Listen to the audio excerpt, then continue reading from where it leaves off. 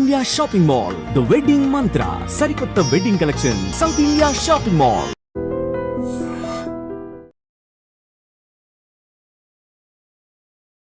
నమస్కారం, welcome to I dream. ధర్మ మార్గం విత్ విజిత కార్యక్రమానికి స్వాగతం.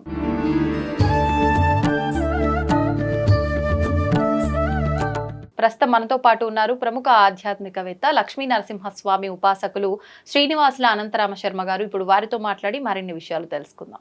నమస్కారం అండి. నమస్కారం. సాధారణంగా మనం నిత్యం వాడుతూ ఉంటాము ఒక రెండు పదాలు, పాపం పుణ్యం అని చెప్పి. అసలు ఏంటండి పాపం అంటే ఏంటి, పుణ్యం అంటే ఏంటి? మనము ప్రతి దానికి కూడా ఏ మంచి చేయాలన్నా ఏ చెడు చేయాలన్నా పాపము పుణ్యము అన్న పదాన్ని వాడుతూ ఉంటాము.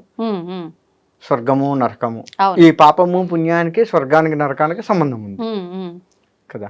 పాపం చేసిన వాడు నరకానికి వెళ్తాడు, పుణ్యం చేసిన వాడు స్వర్గానికి వెళ్తారు అని చెప్పేసి చెప్తూ ఉంటారు. అసలు పాపము అంటే ఏంటి అంటే ఒకటే ముక్కలో చెప్పాలంటే ధర్మంగా నడుచుకోవటం పుణ్యము, ధర్మంగా నడుచుకోకపోవటము పాపము. ఒక్క ముక్కలో చెప్పాలండి. అయితే మరి ధర్మము అంటే ధర్మాలు చాలా రకాలు ఉన్నాయి. మళ్ళీ తల్లిదండ్రులతో ఉండే ధర్మం వేరు, భార్యాభర్తలతో ఉండే ధర్మం వేరు, కొడుకులు కూతుర్లతో ఉండే ధర్మం వేరు, స్నేహితులతో ఉండే ధర్మం వేరు, చుట్టరికాలతో ఉండే ధర్మం వేరు. ఇట్లా రకరకాల ధర్మాలు ఉన్నాయి. ఏ ధర్మానికి ఆ ధర్మాన్ని మనం న్యాయం చేయాలి. తల్లిదండ్రులను తీసుకుందాం, వాళ్ళు బ్రతుకుండగా వాళ్ళతో చక్కగా వాళ్ళ సంభాషణ, వాళ్ళతో చేసే సంభాషణ కూడా చక్కగా ఉండాలి.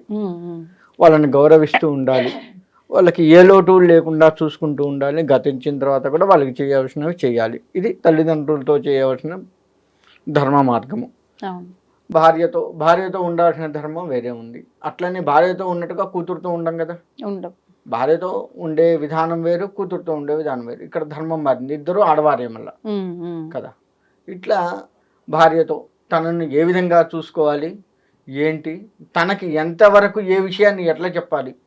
కొన్ని ఆడవారు ఏమవుతుందంటే తట్టుకోలేని ఉంటాయి. దాన్ని ఎప్పుడు ఎక్కడ ఎట్లా చెబితే తనకి ఎక్కుతుంది, దాన్ని బట్టి తను ఎలా స్వీకరిస్తుంది చెప్పిన విషయాన్ని. ఇప్పుడు చాలా ఇబ్బందికరమైన వాళ్ళకి చెప్పే వాటిల్లో తను డీప్గా తీసుకొని ఒక కాన్ఫిడెన్స్లోకి పోయే కొన్ని విషయాలు ఉంటాయి.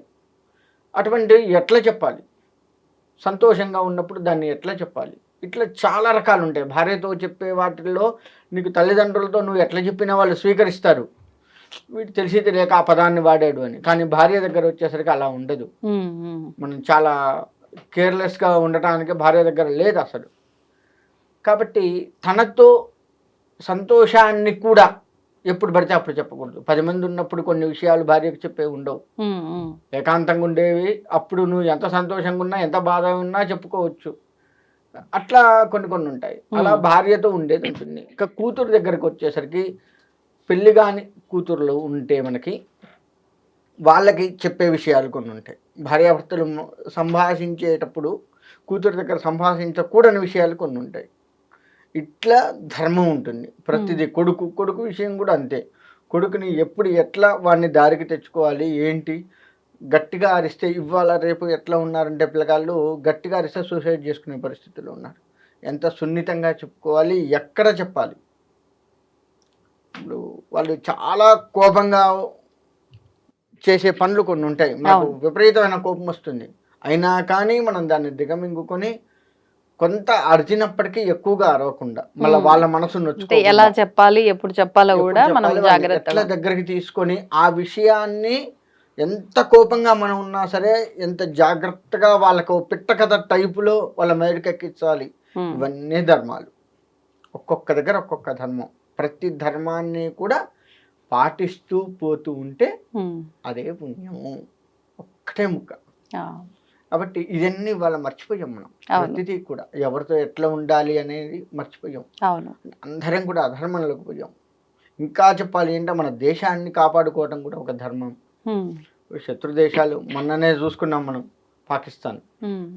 అట్లా మనం మీదకి వచ్చారు అన్ని రకాలుగా. ఇప్పుడు మన హిందూ ధర్మాన్ని ఆగం చేస్తూ ఉన్నారు మత మార్పులతోటి అటు ఇటుగా. ఇటువంటి అన్నీ కూడాను చూసుకొని దానికి తగ్గట్టుగా వాళ్ళని మనకి చెప్తారు. ఒకరిని నొప్పించక తానవ్వక తప్పించుకు తిరుగువాడు ధన్యుడు సుమతి అని చెప్పేసి సుమతి శతకం ఉంది. ఆ విధంగా ఉండగలగాలి, అదే ధర్మం. మన మనసు నొచ్చుకోకూడదు, ఎదుటి వాళ్ళ మనసు నొప్పించకూడదు, కానీ దాన్ని సాల్వ్ చేయగలగాలి. ఆ సమస్యని లేదు ఆ ఇబ్బందిని ఏదున్నా సరే మాటని జాగ్రత్తగా సాల్వ్ చేసుకొని బయటపడాలి. ఇది ధర్మం అంటే. ఇలా ఉండగలిగితే పుణ్యము. అంతేకాకుండా ఇంకా ధర్మంగా అంటే మనం దేవాలయాలు, పుణ్యము అంటే దేవాలయాలకు వెళ్ళడము, చేయడము, అభిషేకాలు చేయడం, ఇవన్నీ కూడా చెప్తుంటారు. అది కూడా ధర్మంలో భాగమే. గుడికి వెళ్ళడము, శుచిగా ఉండడము, ఇంట్లో కూడా శుచి శుభ్రతలు పాటించడం, మడి ఆచారాలు అంటారు. అవన్నీ కూడా సాంప్రదాయంలోకి వచ్చేటువంటి ధర్మాలు. ఇంట్లో చేసేది ఆయా ప్రాంత ఆచారాలను కానీ ఆ ఇంటి ఆచారాలని కాపాడుకోవటం కానీ ఇదంతా కూడా మళ్ళీ ధర్మం కిందకి వస్తుంది. ఇంటి ఆచారాలు, ఇక్కడ ఇంటి ఆచారాలు అంటే మళ్ళీ కొంత ఇబ్బందులు వస్తూ ఉంటాయి. ఏంటంటే ఇప్పుడు పెళ్ళైన అమ్మాయి ఉంది, తన పుట్టింటి ఆచారాలు వేరే ఉంటాయి, అత్తగారింటి ఆచారాలు వేరే ఉంటాయి. తను ఒక 20 ఇవ్వాల మనకి వెనకట 8 ఏళ్ళకి చేసేది, తర్వాత 20 ఏళ్ళు, ఇప్పుడు 30 ఏళ్ళకి పెళ్ళిళ్ళు చేస్తున్నాం కదా. 30 ఏళ్ల పాటు ఆ అమ్మాయి తన ఇంటి ఆచారాలు, పుట్టింటి ఆచారాలు చూస్తూ ఉండి అత్తగారింటికి వచ్చిన తర్వాత ఈ 30 ఏళ్ళు అలవాటైన పిల్ల ఈ కొత్త ఆచారాలు ఏదైనా తగిలితే దీంట్లోకి మారడం కొంచెం కష్టం అవుతుంది కదా. కాబట్టి దాన్ని జాగ్రత్తగా ఆ అమ్మాయిని, అది కాదు మన ఇంట్లో ఇలా అని అమ్మాయిని చెప్పుకుంటూ తనకు అర్థమయ్యే రీతిలో అందులోకి తీసుకొచ్చి ఆ సాంప్రదాయాన్ని అలవాటు చేయాలి. ఇది ఉంటాయి. ఇలాంటివి అన్నీ కూడా ఆ ఇంటి సాంప్రదాయాలు కూడా ధర్మమే.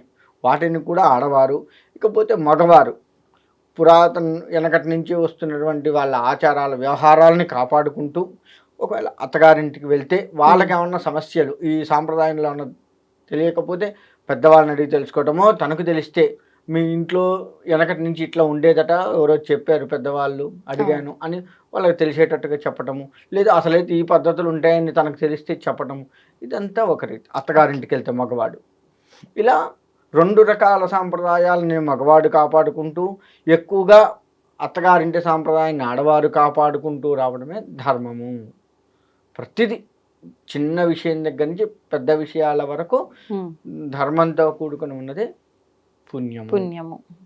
ఇది సింపుల్గా చెప్పాలి అంటే. కాబట్టి ఇది ఎవరైతే ఈ విధంగా పాటిస్తూ ఉంటారో వాళ్ళకు ఖచ్చితంగా ఆ సాంప్రదాయాలకు కూడుకున్నటువంటి జీవితం అలవడి భగవత్ అనుగ్రహం కూడా వస్తుంది. కాబట్టి ఈ భగవంతుడి అనుగ్రహాన్ని మనం చేజెక్కించుకోవాలి. భగవంతుడు సంపూర్ణ అనుగ్రహం ఇవాళ ఎవరికి లేకుండా పోతుంది. అలా కలగాలి అంటే ముందు మన శుచి శుభ్రతలు, మన ఇంటి వాతావరణాన్ని శుభ్రపరచుకుంటూ, మన ఆధ్యాత్మికతను శుభ్రపరచుకుంటూ, ఆధ్యాత్మికత కూడా శుభ్రపరచుకోవాలి. ఎప్పటికప్పుడు భగవత్ అనుగ్రహం కోసం పరితపించు ఉండాలి. లేదు అంటే లౌకిక విషయాలని మనం బాగా తిరుగుతూ ఉన్నాం, లౌకిక విషయాలని మనలోకి నింపుకోవద్దు. అలా లేకుండా ఉంటే చక్కటి ఆధ్యాత్మికత ఏర్పడి మనకి భగవత్ అనుగ్రహం కావాల్సిన దానికంటే ఎక్కువ వస్తుంది. అందులో ఎటువంటి సందేహం లేదు. ధన్యవాదాలండి. మంచిదమ్మా. నృసింహార్పణ. తవ్వండి, తవ్వుతూనే శివలింగం సరే దాన్ని అట్లా కప్పేసేయండి, చూపించదండి. Krishna is there. మూర్తి పూజ కాదు, సాక్షాత్ బ్రజేంద్ర నందన భగవాన్ ఉన్నారు మూర్తిలో. ఏమీ ఆశించకుండా ఆరాధించే వాళ్ళు కూడా ఉన్నారా ప్రభుజీ? నిజమైన భక్తి అంటే